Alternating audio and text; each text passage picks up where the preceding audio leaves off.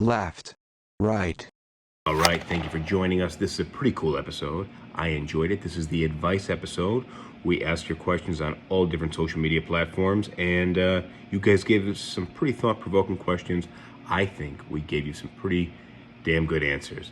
Let me know what you think. Let me know what you think of our answers. I'll see you guys on the other end. And as always, thank you for joining. Please don't forget, any interaction with this podcast helps, whether you like, you subscribe, you comment.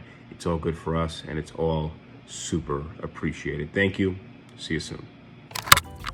This is SipTalk. Grab a drink and enjoy. Of course, it's Phil.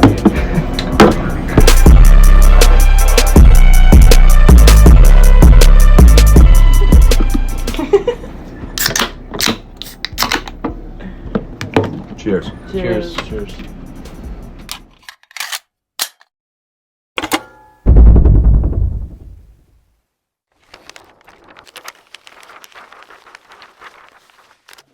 All right, there goes the long pour. And we're live. Welcome to Sip Talk. This is episode 139. My name is Justin DiGiulio out of my basement in New Jersey. I am joined by James, the Boswell, accountant, philosopher, referee, bartender out of Charleston, South Carolina. What is up, James? Same as always, just locking the loans and running 401k deposits. Yeah, speaking of 401k, I might start signing up for some races. I'm trying to get back into this running thing.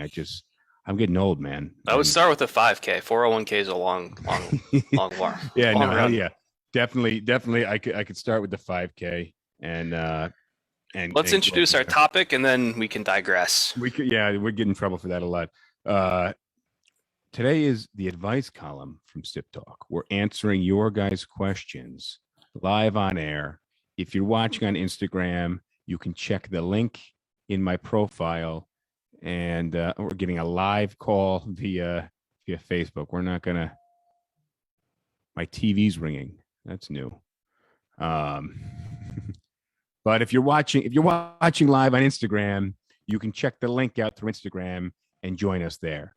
Don't call me right now. Don't call me on Facebook. But check us out on Instagram. Click that link. We'll bring you in. We'll answer your question live. Unless you're a joker, then we'll probably hear you out, fuck with you a little bit, and kick you off. Holy fuck. Are we already getting advice questions? Yeah, we keep getting these messages here through Facebook. All right, well, let's hit them. You got to be on Instagram. I don't know how to do. All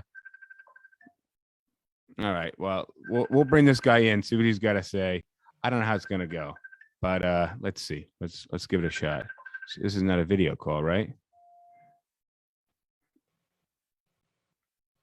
Allow. All right, let's see how this goes. Hello? Hello? All right, that didn't work very well. So, all right, again, next caller. The idea is that you call in through the Instagram link, which will bring you to Zoom. I'm sorry, pal. I don't know how to. Christ Almighty. Let's try it again. No, we're gonna block this guy. Sorry, pal. Yeah, sorry, dude. You're just interrupting us. So, sorry, Dean. Love to bring you back on. Shoot me a message. Otherwise, we will bring you into the podcast. So you were mentioning right before we got started. Have you gotten vaccinated yet? So I told you the other day I went to the place to get vaccinated. I went all the way over there. I filled out all this paperwork, and they ran out of the vaccine. I was close to closing time. I don't know what the deal was, but apparently they ran out of the vaccine. And I'm not a big fan of the vaccine. One, I just don't really think I'm eligible. Two, I'm pretty convinced I had it already. And, bear in mind, I haven't had health insurance for 17 years, up until recently. So I'm not somebody that just generally routinely goes, like, I'll suffer through like a toothache and just suffer through like debilitating pain, take some drugs, try to get out of my life. But my first step isn't go in. I've never gotten a flu vaccine. I'm not against vaccines. It's just it's not something that's usually covered for me, and it's not the first thought in my mind. Well, So this one should be covered for you. Well, yeah, and it was my understanding after doing a little research it would, but again, I'm mid-30s. I breathe pretty well. I'm not worried too much about getting sick. And I'm convinced I already had it, and you wouldn't typically need a vaccine for something you already had. However, what I said early on was nobody's going to take this fucking vaccine unless they introduce some good incentives, and that's not going to be a ticket to a Mets game. That's not a good enough incentive for New York State to sign up. Nor is it $100. I don't think people who don't want it. If you want to get a vaccine, you're going and getting it. If you don't want to get a vaccine, you need either a decent incentive or a strong disincentive. And I said, when they introduced the incentives, I said, those are bullshit. I don't want tickets to a Mets game. I don't need $100. I'm not willing to take the afternoon off of work and maybe the next day off of work if I feel sick to get it. But I said, if they're not going to introduce better incentives, they need to introduce some better disincentives. And now that they've closed off all of the restaurants to eat inside, and especially now that it's getting cold out in New York City, that's a pretty big disincentive, considering one of my favorite pastimes is chilling out at the bar. So I looked up some places in Jersey, and on my ride home today, I got jabbed. And I got everybody's got different opinion on the different. Which one did you get? The single dose. I didn't want to have to go Johnson back. and Johnson. Yeah. So now I'm good. That's it. Yeah, you should be fine. And actually, I do feel a little like crap tonight. So I figured it'll go away after a day. I got the Pfizer. The first one didn't affect me at all. I felt fine immediately afterwards and didn't feel anything like the next day or two. The second one put me out for about a day, but then I was good again. Well, yeah. I mean, I'm not too worried about it. I usually just kind of suffer through that shit, anyways, just being sick. So I will survive. But I do like the fact that the Johnson and Johnson is a bit more so of your traditional, what do you call it? Traditional vaccine. It's kind of a deactivated virus that your body can recognize. Yeah, and I was familiar with that, so it seemed comfortable. Now they're saying shit can happen to you, but I'm not. Again, I know math, so I like if I'm that concerned of something happening to me, I ought to dump a bunch of money into like the lotto because they're about the same odds. Yeah, the number of people that have had really severe side effects from these vaccines is absurdly low. Yeah, I'm not worried about any of that shit. And again, I'm not an anti-vaxxer. Just be safe, guys. Well, good. Glad you got vaccinated. Everyone else out there who isn't, go do it. It's not a big deal. Wear condoms. Use a seatbelt. Don't run with scissors, and life will be better for you. But do drive with scissors. Do drive with scissors. Wash your hands. I'm not a big hand washer, right? I'm all for germs. I'll rinse the hands just to make the other people around me feel comfortable. And if somebody's in the room, I'll rather than just get them wet and wipe them off, I'll let the water run for like 8 seconds and then wipe my hands off. I've always been big on having clean hands and clean feet. I don't feel clean if either my hands or feet aren't clean. I'm more of a crotchular underpit type of. Those are the main focus. Anything that's going to smell bad is really so feet. I guess they're up there. Maybe after the crotch and the underarm. All right, let's get some of these questions. Let's hit. Let me lead with the first one because this is a new one to you. And the question was, because I sent you some of these questions earlier in the day. Again, if you guys have questions, hit the link in my Instagram profile. We'll bring you in. You don't have to be on video. We can do voice only. We'll bring you on. We'll answer your advice questions. It's nice for some of these questions that we have a little more background. James has a couple of questions that we have some pretty detailed background. I have some questions where you guys just sent a brief 1-sentence question through Instagram DMs. But most recent question. I have 32 tabs open on my laptop. Can you help me get organized? Now, I feel like I'm a better person to answer this question because I have a feeling that you probably have somewhere between 30 and 50 tabs open. Counting right now. You can start while I count. I'm going to answer the question. Hi, Lisa. If you want to join, hit that link in my Instagram profile, and we could bring you in. You can do audio only, but to ask your advice question. So, How do you get organized? And I think the question really stems from the fact that you're a bit ADD. And I think pretty much everybody today is a little ADD. So what happens is you start something and then you get distracted and you start something else. And you're not getting anything done, which is why you have 32 tabs open. How do you consolidate that and get more stuff done? How do you get organized? Now, I don't know what the rest of your life looks like because the context isn't there in the question.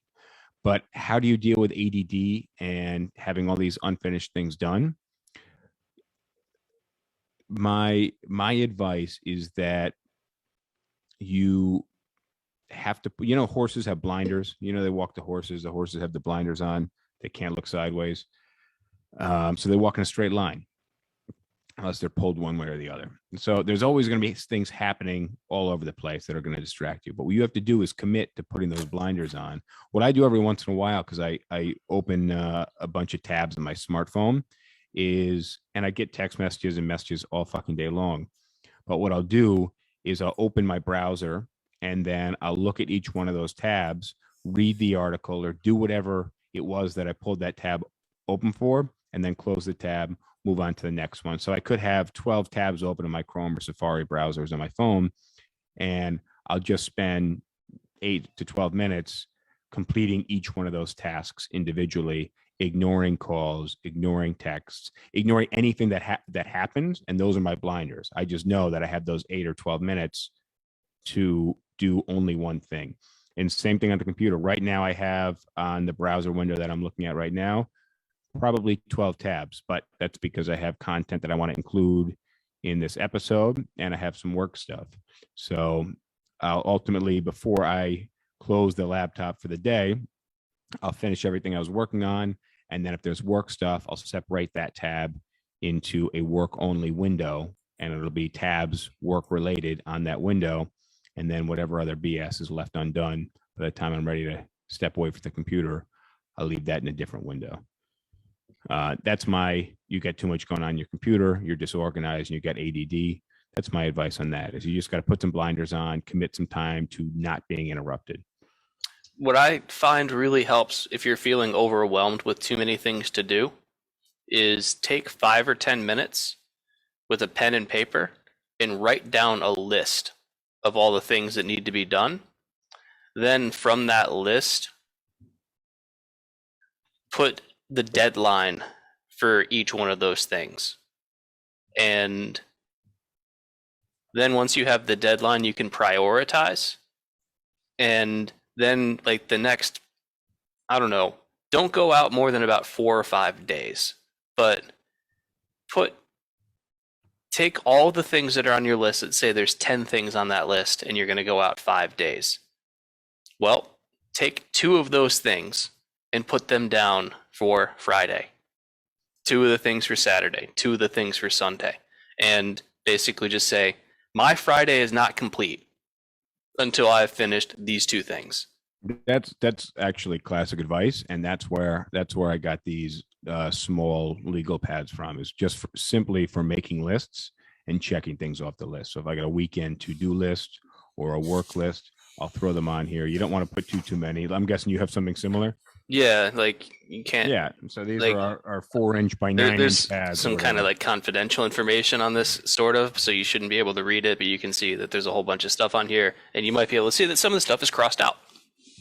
That's good. So, but it's focus and it's prioritizing, and I'm going to hit the next question because it's somewhat related. And that next question, I think this one comes from Pete, and it says, how do I structure a disciplined schedule? Now, Pete, I happen to know, is a real estate agent, and I also happen to know he's very ADD, maybe a little ADHD. So I know where he's coming from in this. But James, I'll let you get a crack at it. How do you set a disciplined schedule and stick to it? Reminders on your phone are a good start. It's kind of similar to the list idea. Is every day when you wake up, know what you need to accomplish. And well, and that's, let me just stop you there and go on with it. But the nice thing about the list is that you can prioritize your list and you can have must do's on the list. And if you start every day, well, you wake up and you go through a list, that's a really good way to start your day. And then if other must do's come up during the day, you write them on the list. But the simple act in writing them down and acknowledging them and having a physical reminder, something that you can cross out, write on, add to, subtract to, outside of the nebula of your brain, is very, very powerful, because you're going to have distractions cross through your brain. Nobody's writing check Instagram for 30 minutes on the notepad. That's not a thing. But what you can do to incentivize yourself is whatever it is you do to relax and have fun, whether it's watch a show you like, play some video games, check Facebook, check Instagram, whatever else, just say, I'm not allowed to do that until, like, let's say you've got 3 things to do. I'm not allowed to do any of the things that I enjoy until I have knocked out one of those things. And then I'll do that thing that I enjoy for 20 or 30 minutes. And then I'm not allowed to do anything that I enjoy until I knock out the next thing. And you build in little rewards. So you do something that you don't like, you get to do something that you do like. And then by the time you've knocked out the last thing on your list, you're like, all right, cool, I'm free for the day. I can do whatever I want. So build rewards that come immediately after you do something on your list that you might not necessarily enjoy doing. Yeah, I think but again, you're blocking stuff out, and that's kind of where I was getting with those blinders. But yeah, the handwritten, that's always good. Yeah, let me just hit some TikTok comments real quick. All right, yeah, go ahead and read those comments, and I'll tell a very quick story about something that I had to do when I was in the accounting office. So from Jessica, good evening. Let Love Rain says, focus time is key. So taking time to focus. James, you're on point. And learn to say no sometimes, from TikTok.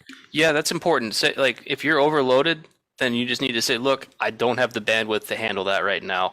Check back with me in a couple days, or I'll point you in the direction of someone else who can help. But I just don't have the capacity right now. But also sometimes explaining that, you know, what I have. Sometimes you don't explain. Just say, I can't help. I'm sorry. No, but here's my predicament often in the office is that somebody will come up to me and say, hey, I really need help on this. And I'll say, I'm sorry, I can't help you right now.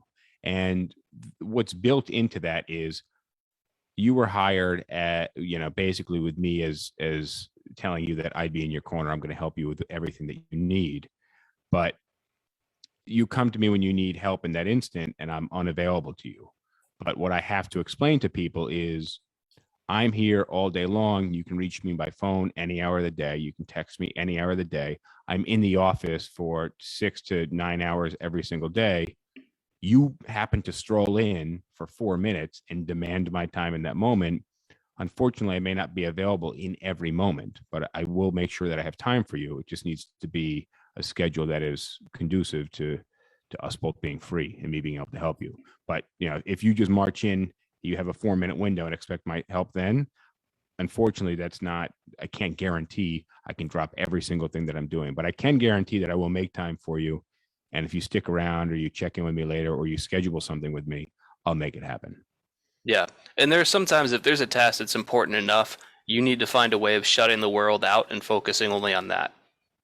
Back in the spring, I had a report that was due for the in the accounting world, and I kept on getting distracted by work emails or other things that I had to do that were work related but weren't for this particular report. So at one point, I got frustrated, and I just said, you know what?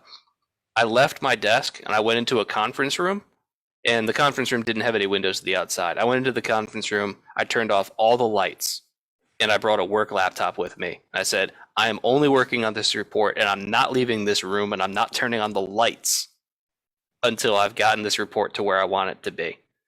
And I spent like maybe an hour and a half in there in complete darkness. And like somebody came in and was like, what are you doing? I said, leave me alone, I'm working. Did you bring your cell phone with you? No. Yeah, that's the way to do it. The problem now is that every computer I use gets my text messages. My fucking TV was just ringing because somebody was calling through Facebook. So But you sometimes you just need to like go dark. Oh yeah. And If you need to get things done, there are so many distractions these days that if you don't have a system in place, or you don't have that strong willpower, or you are a bit ADD, which everybody is, you just have to eliminate the distraction. All right, you have we said hi to Lisa yet? I think we said hi to Lisa. I hope we did. I see Lisa. I see Irma. I see Jen. What's up, guys? Astrid. Let Love Rain on TikTok. Hey, guys, I see a few more of you guys on TikTok. If you guys want some advice, you have a specific question, check out Instagram. And in my profile, Justin DiGiulio on Instagram, there's a link and you can jump into the show here. Somebody already tried to do it through Facebook, but unfortunately, you won't get through on Facebook. Yo, can I hit one of the questions that I got that gives a little bit more background? Yeah, I want to see what your take is on this one. Yeah, I got to find a way to open this beer over here. All right. Well, while you're doing that, I'll read this one out. Yeah, read the question. Oh, also, guys, don't forget you can subscribe and you can catch all of our episodes on any audio podcast platform or on YouTube. So if you want to hear us after the fact, if you're only jumping in for 30 seconds tonight, feel free, and don't just feel free, feel obligated to check out YouTube, SipTalk, or SipTalk on any audio podcast platform. Go ahead, James. All right, here we go. My partner really wants to get married, but I'm hesitant to legally bind myself to someone who doesn't have their financial ducks in a row. They work freelance, so they don't have access to a 401k. They're 37 years old, and it was only recently that they put $500 into an IRA, and it was just to appease me. They don't have any investment, stocks, or other type of retirement plan besides the $500 they just invested. The good news is they're not in debt, and they make about $80,000 a year before taxes. I'm frustrated because she doesn't seem to value planning for a healthy financial future as much as I do, and frankly, I don't want to take care of someone who could have figured this stuff out but didn't. Am I being unreasonable to ask them to work on this before considering marriage? A prenup was mentioned, and she seems willing to sign one. I make about 6 figures, and my career is continuing to improve, but is that enough? I can't tell how much I'm putting the cart before the horse here, or if what I'm desiring out of a partner is fair. A couple quick questions. So the partner is 37 years old. Yeah. Do we know how old the question asker is? No, let's assume that they're probably about 40. Okay. Heterosexual relationship? Let's also assume that. I didn't hear any he or she. I just heard partner. Partner is female. We don't know if the person who's asking the question is male or female. I don't think it matters. Okay. I mean, I'm assuming it's a guy, but let's just assume it's a guy that's probably about 40 and she's 37. Okay. And the 37-year-old doesn't have any investments. We don't know if they have savings or money in the bank.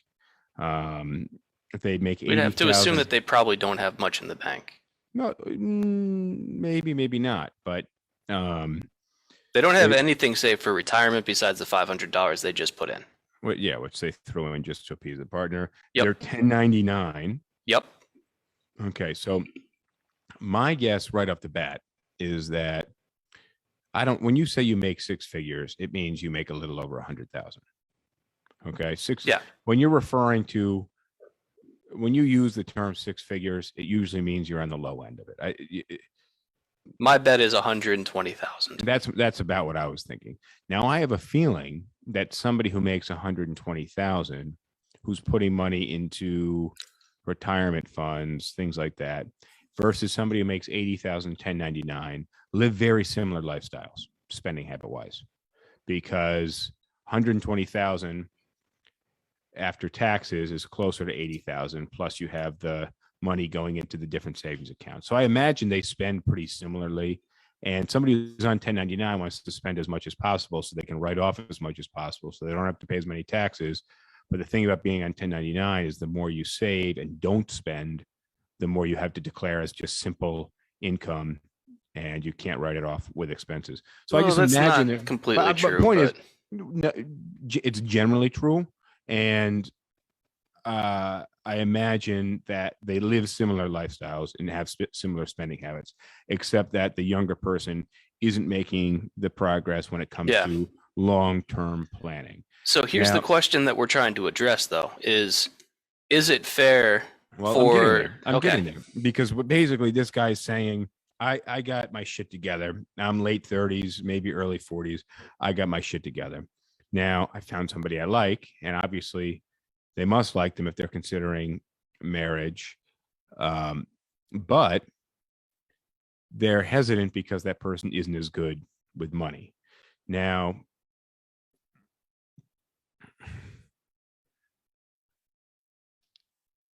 I don't see as much of an issue with this as the person asking for the advice does. I think if you really care about somebody, it would be really lousy to ruin that relationship because the other person isn't great with money. Now, traditionally, there's one person who makes more money than the other, and Well, it's virtually impossible more- not to. does more supporting. Yeah, unless you have the exact same job and exact same career trajectory. Now, my guess is any other relationship, you would probably have somebody that makes considerably less and doesn't live a spending lifestyle a similar way that you do. Now, given it's 2021 and people, and that gap is getting closer, I still don't think abandoning this relationship to find another relationship where somebody has their shit together. And my guess is probably also this person's a little bit younger, but somebody who has their shit together is going to happen. I don't think you're going to find as great of a person. I think you're going to live in a lot of regret that you broke up with somebody. And to me, this sounds a bit superficial. It sounds like a bullshit proposition. And, I think, basically you could do your best to intermingle finances and maybe build an investment or savings account for your and her future. Here's where the concern lies, because I'm going to take the writer's perspective on this one, at least for the sake of argument, which is, if I'm going to be mixing my finances with yours, and you've demonstrated a poor history in terms of how you manage your finances, then I'm going to have issues trusting that when you're spending not only your own money, but also mine, that you're going to be spending it responsibly. But who's saying they have access to the other person's money? If you get married, most people who are married will have a joint account. And even if you don't, unless there's a prenup, then all money earned after marriage and all assets acquired after marriage are considered to be jointly owned, regardless of whether you have separate bank accounts. Well, and that was a question. So it sounds like the other person was open to a prenup. So that sounds pretty reasonable. But the point is that this person is unsatisfied because they haven't found somebody that makes similar money, saves the same amount of money, and lives a similar spending lifestyle as them. And I just think that's fucking life. So get the fuck over it. All right. Your relationship wasn't built on finding somebody that earns the same amount of money as you. Your relationship's built on finding. I don't think it's about earning the same amount. I think it's about being responsible with the money that you do have. Okay. But again, the cool thing about intermingling lives and ending up in a relationship is that you now have more money to spend on the same amount of expenses. So your two rents, instead of spending $5,000 a month, now you can move into a place and spend $3,000 a month. So you're both winning. You get a bigger place and you both spend less.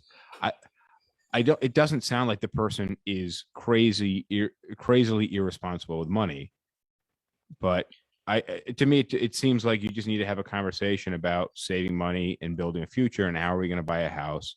Well, how are we so going to have I savings? think that's the best part. That's the best thing that you've said, is that if this is as much of a concern for the person writing in, then they need to sit down with their partner and say, hey, everything in this relationship is good, but I have this worry about our financial future if we were to get married.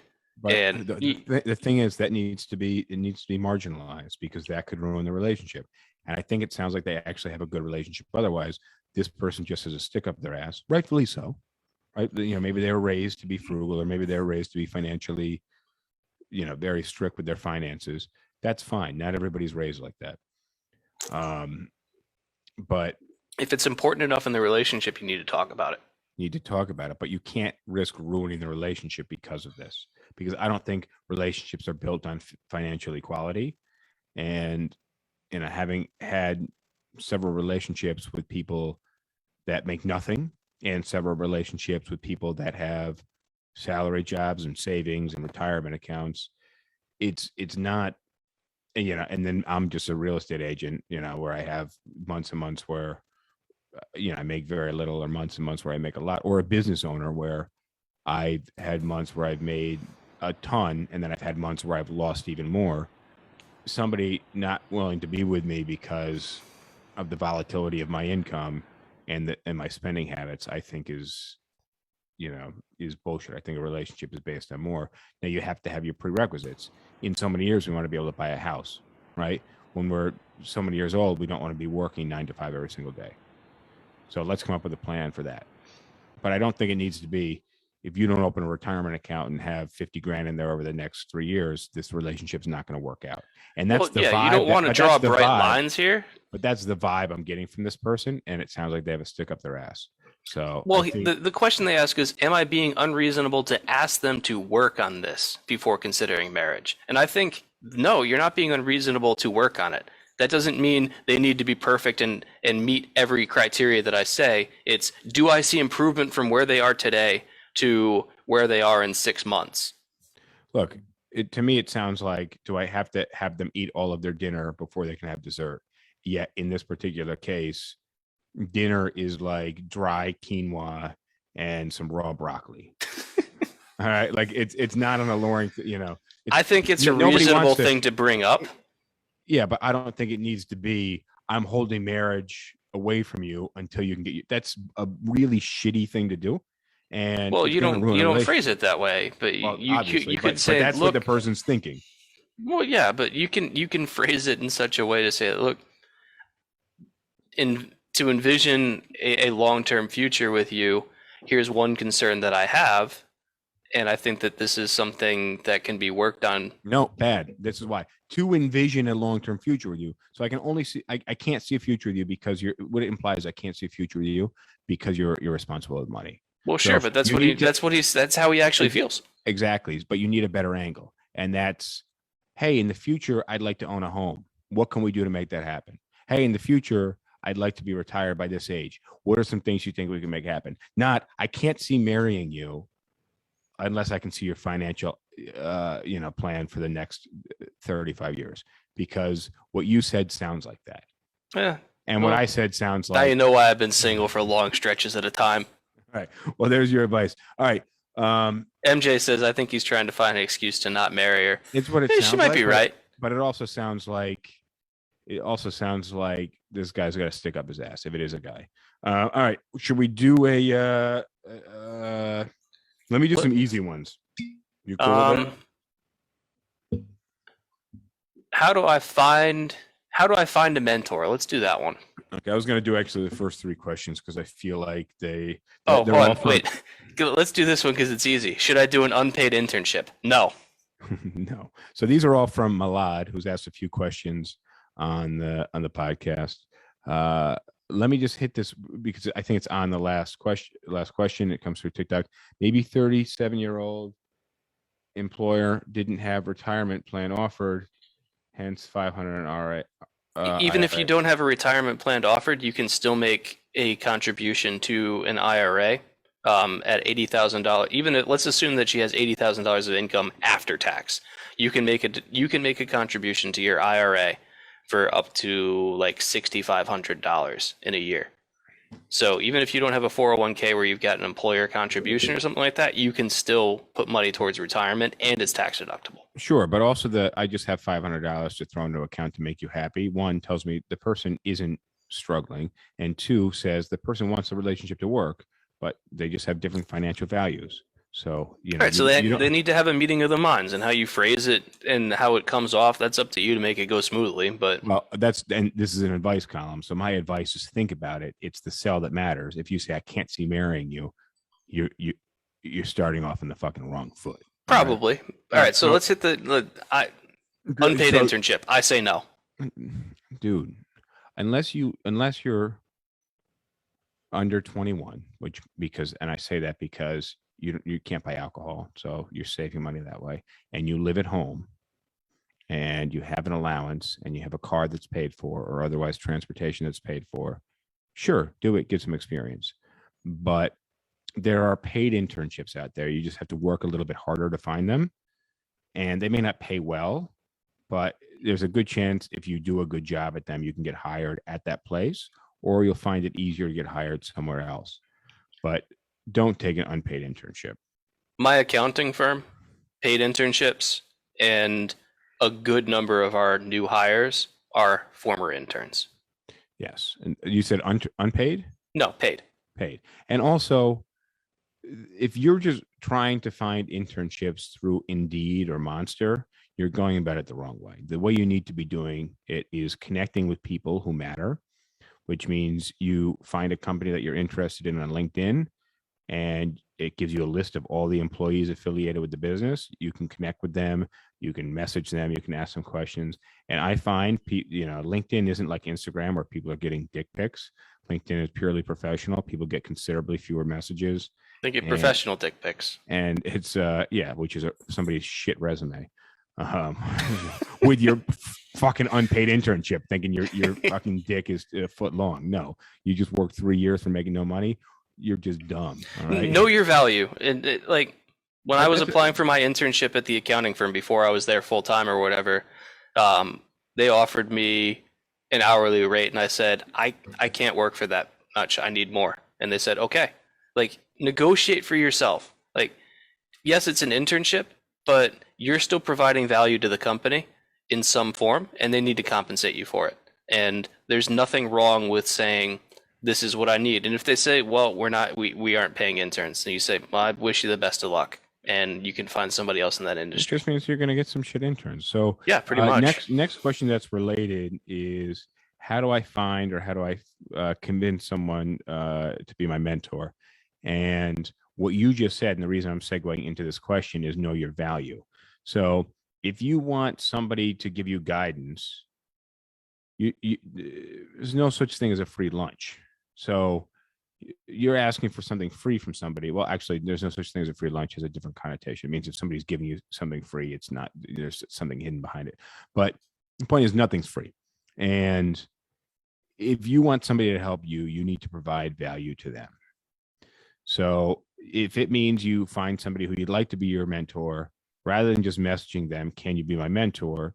You need to figure out where you can bring value to them. So if that means researching the shit out of them, or researching the shit out of their company. So if somebody wanted me to be their mentor in real estate or anything else, I would expect, I basically tell anybody no, because you're taking up too much of my time. I'm already stretched way thin and super busy. But if they were like, hey, I checked out your podcast, I saw this and that, I noticed that your podcast has been around for a year, and you posted a ton of episodes, but your social media presence isn't really there. I'd love to help you with that in exchange for da. But the point in researching somebody is that you understand where you can add value, and you do your research on them, and you do your research on what they do, and figure out where you can edge your way in, and then you proposition them with value that you can bring to them. But if you do your homework, I'm sure you can find some way to bring value. Your thoughts on finding somebody to be a mentor?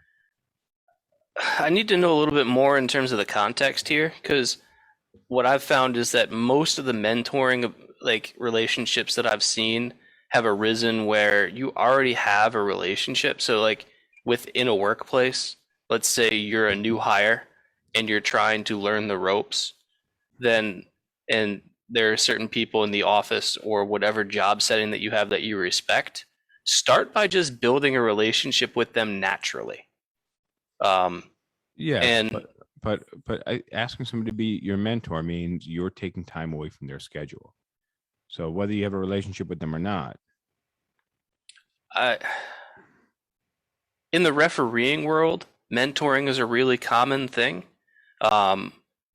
And what we do with the newer referees is that we encourage them. We say, here are some people that you can reach out to that will provide you guidance and a mentoring relationship if you want it. And you just have to be proactive with it. Well, yeah, being Like, proactive, I think, is important. And- Now, can we get to the third question this guy asked? Yeah. Because the question is, should I get my real estate license? And my answer to you is know what you're getting into. And if you're willing to work for free and try to find a mentor, then maybe getting your real estate license isn't a bad idea, but prepare for it to suck, because there's a major suckiness period in real estate until you figure out what works. And for most people, they only exist in the suckiness that never clicks for them, and then they drop out. So if this is from the same person who just asked the last few questions, should I get an unpaid internship? Getting your real estate license as a new agent is almost like an internship, but you can be the feet for somebody else. You can do some hard work for somebody else. And if you have your license, you have the opportunity to make some money. But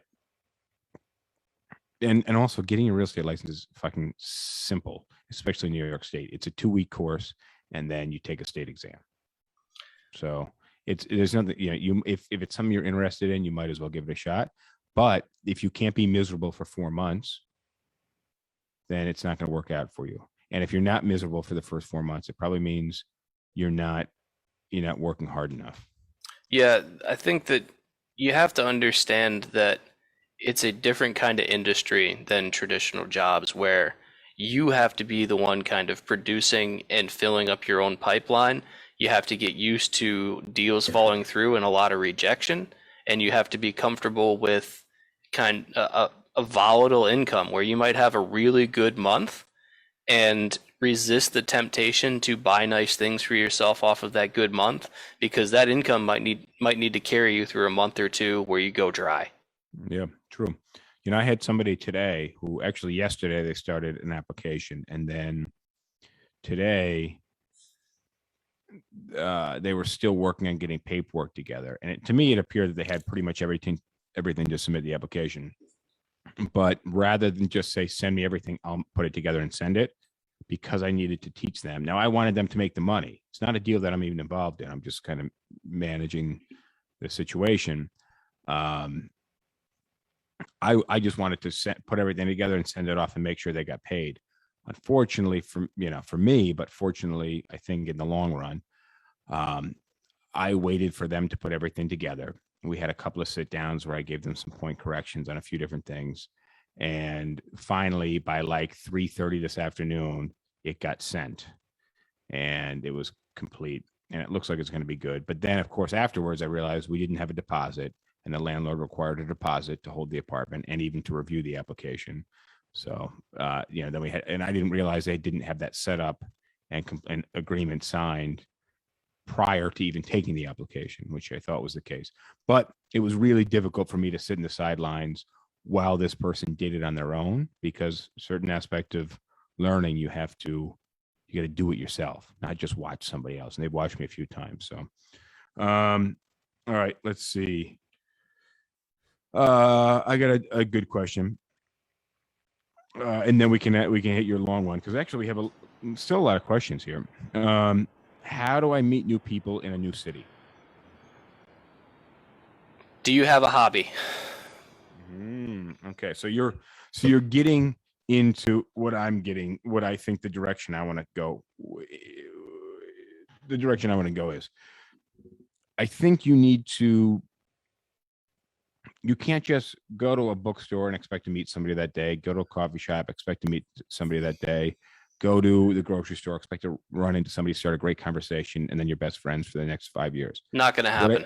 What I think you need to do is you need to be part of a group or part of something, but you need to be part of it. So if that means you go to the same bar every Thursday night and you just chill out there for 3 hours, your odds of talking to somebody are going to be pretty high. Also, the more you're there, people are going to recognize you. You're going to get to know the people that work there. If you go to the same coffee shop and do some work every Tuesday morning for 3 hours, you're going to start to recognize some regulars. You'll see opportunity in conversation to meet people. Those are passive approaches. They are, but my advice, I have no advice on go join a dodgeball club, because to me that's not cool. Well, no, that's why I asked the question, do you have a hobby? Everybody has something that they're interested in. whether it's some kind of arts and crafts, maybe it's a kind of music, maybe it's a particular board game or a sport. Like, you can't be a blank slate where you have zero interests. And if you do, well, then that's that's a bigger issue. Well, But find something that you're interested in, find a group that meets up and does that thing, and just show up, because you'll immediately have something in common with everybody here, which is you all like, and I'm just going to make something up here, you all like guitar. So you can get together and be around other people that also like guitar. Well, here's what I'm getting at, and I think what you're getting at is the first time you go to guitar club, nobody's going to be a friend. The second time you go to guitar club, it's not very likely people are going to become your friend, but you're exposed to the same people. They're getting more comfortable with you. You're getting more comfortable with them. And I think it's the repetition. And I'm not a big fan of clubs because I'm super antisocial, but I am a big fan of having an opportunity to have a conversation with somebody. So I like the regularity of doing something. If it's a club and you want to join chess club or book club or Harry Potter club or Zog sports where you play fucking frisbee golf or some bullshit, whatever. It's the dodge frisbee. The thing is, have a reason to be there, and when you have a reason to be there, you will have a reason to talk to other people. And now that you have a reason to talk to other people, the conversation can branch out from there. Yes, I agree, but you have a reason to have conversation. All right, so hit your long question. I'm hoping to get in one about starting relationships, but ask your question because it's a pretty cool question. We may have different advice. Okay. Rosh just said, wait, did you say you're super antisocial? I think for a lot of people who don't really know me one-on-one, like if you actually spend a decent amount of time, you realize how crazy antisocial I am. Like I'm the guy that will invite 2 friends over so I can not participate in conversation. But yeah, I am crazy antisocial. So I got you beat. Well, you definitely have me beat, but also I put myself, and the reason you have me beat is because I put myself in uncomfortable situations and just force myself to deal with it. Oh, and I'm past that. Are you drinking Heineken? No. It looks like a Heineken. You know what I'm drinking. Is there? What? Show me the can. Oh, it's in a koozie. Okay, it's a Busch Ice. I started with a Negroni actually, and just went on to straight gin. All right, I'm going to try and get through this question quick. It's a little bit of a long one. I'm in my early 30s, and I have a sister in her mid 30s. Our mother is in her late 50s. A few days ago, I was on my mother's home house sitting while she was on vacation. I was going through a drawer in her room to borrow a top to wear, and I found what looks to be her will. I know I shouldn't have, but I decided to read some of it, and I was taken aback by what I read. My mother's decided that instead of splitting the inheritance between me and my sister 50-50, she's going to leave the majority of her money and things, including the house and everything in it, to one child, while the other will barely get 10%. You might think that I'm the one getting left with next to nothing, but no, it's actually my older sister who's getting shorted on this. Over the years, my older sister and my mother have not gotten along very well. Part of it has to do with perceived favoritism. When I was younger, my mother would always gush over me while criticizing my sister, who is still her polar opposite in many ways. It seemed to worsen once I had a couple kids and my sister remained child-free. I think it appears she thinks I have priority over my sister because of this. That's not necessarily to say that our mother intends to leave me everything because I have kids to consider. I have to say it's just as likely she's doing it to spite my sister. I haven't been able to forget now that I've seen it. Of course, I would simply turn over half of everything to my sister after the fact, but I'm still uncomfortable knowing this information. My mother isn't back from her trip. Do I ask her about the will? I'm not sure I can convince her to change it, but I'd give it a try if I didn't think she'd decide to give everything to charity just to ensure that my sister never gets it. I could try giving my sister a heads up, but I'm afraid that she'd be so angry that she'll confront our mother about it, leading to the same outcome. I also fear that she might subconsciously resent me when she learns of our mother's will, be it sooner or later. The only possibility I see is to just remain silent and wait, feigning surprise after our mother's gone. What do you think the best route is? I'm going to take this one. Just for anybody who's close to me, this has nothing to do with my family.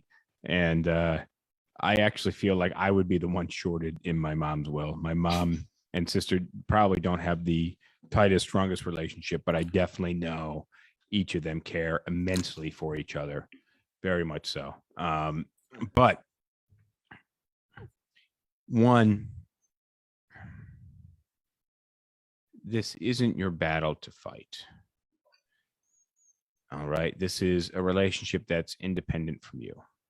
This is your sister's relationship with her mother, and this is your mother's relationship with her daughter. Now, if you want to feel charitable after the fact and pay off your sister because you feel that's fair, go ahead. Although I think your sister would probably would not accept the money. In that case, if you believe that's the right thing to do, then you ought to set up some type of fund for your sister's children should she ever decide to have children. If not, it just dissolves and goes back to your estate. But if you believe in doing the right thing, that would be the right thing to do, in my opinion. But I don't think it's your fight to fight. I think that's their relationship, and I think they're both aware of that relationship. So yeah, but the sister clearly doesn't suspect that she would be effectively cut out of the will entirely, which is what it sounds like. Obviously, it's not 100% cut out, but like 90% to 10%. That's sending a clear message. Look, and here's the issue: is that we have this society today that doesn't want anybody to feel bad, that wants everything to be all right, and unfortunately, I don't think that's a solution. I don't think protecting people's feelings is going to help us get any further as a society. And I don't think protecting your sister's feelings is going to help you get your family any further. Okay, so all right, let's just ask this question then. Should she tell her sister the state of the will as it is right now? No. Okay. I think the only solution would be to encourage your sister to have a better relationship with the mother and encourage the mother to have a better relationship with the sister. And you gauge them if they're both down for that or one is down for that. Then you encourage the other one. And if one isn't down for that, then you encourage them a little more.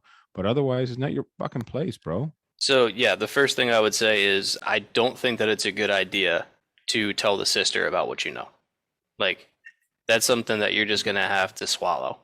And if you think that it's fair that you and your sister get 50-50, then after the mother dies and the will is read, and your sister finds out she's only getting 10% and you're getting 90%, you just got to be quick on the draw and say, I don't think this is fair. We're going to find a way of splitting this 50-50. And just also, it's free money, so you you can't right, but for that money. You're but right. you have to just get out ahead of it. And as soon as the lawyer says, and to sister 1 I give 90%, and to sister 2 I give 10%, before the lawyer gets to the next sentence, you need to go to your sister and say, I can't believe that she did this. We're going to find a way of splitting this up 50-50. Yeah, I think that's fair. All right, let's move on to the next question. We got only a few minutes left. We got like 6-7 minutes left. And I want to hit some more of these questions. So I'll hit the questions and we'll try to visit them just so we know what we're up against. Where do I meet a quality man outside of a bar or a gym? Do Americans have personal accountability issues? Yes. How do you beat a losing battle? How do I continue to show my boyfriend he is the love of my life? So which one do you want to hit? How do you beat a losing battle? Let's hit that one real quick. So my thinking is it's either a relationship or it's a health issue. So if it's could be a job thing too. Maybe, but job thing I would pull with the relationship. So one, if it's like cancer, and it's a losing battle, like it's terminal cancer, my advice is you live the fuck out of the remaining years that you have and work your absolute hardest to enjoy what you have left. Yeah. That's as simple as that. If it's a relationship, so you're trying this relationship, it's not really working, you're ending up sad, you're ending up just getting fucked over a lot. I think you just need to look internally and build yourself up and realize that, and ultimately, if you do everything you can to be your best self, you will realize that you are better than that relationship, and you will ultimately leave for a better opportunity that presents itself. I'm not saying just cut that person off completely, but I think you just Sometimes need that's what you have to do. it may be, but I also think you need to focus on being your best self. And ultimately, once you get close to the peak, to the summit of being your best self, you will realize now that you have a better view from up there that you have better options. And those better options are indeed better. And it's a no-brainer. And you're not going to feel any bad way about abandoning that relationship.